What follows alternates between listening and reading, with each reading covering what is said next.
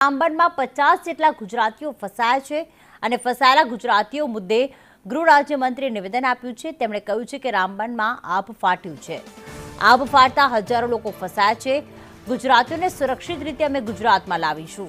ફસાયેલા 50 ગુજરાતીઓને બહાર લાવવાના પ્રયત્નો ચાલુ છે। ત્યારે જમ્મુ કાશ્મીર ગૃહ વિભાગ સાથે આ વિભાગ સંકલનમાં છે। ગુજરાતનો ગૃહ વિભાગ તેમના સંપર્કમાં છે। ગુજરાતીઓને ત્યાં વ્યવસ્થા મળે તે માટે વાતચીત કરવામાં આવી રહી છે।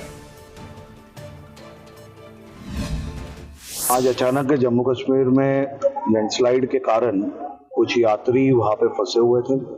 जैसे ही माहिती प्राप्त हुई, गुजरात के गृह विभाग ने जम्मू कश्मीर के गृह विभाग से चर्चा करके उनको तुरंत ही मदद मिले उसके लिए व्यवस्थाएं की है और उनके साथ संकलन किया है। लेकिन जिस प्रकार की परिस्थिति वहां पे है तो वो लोगों को भी समय लग रहा था वहां तक पहुंचने में, लेकिन सभी लोग संपर्क में हैं।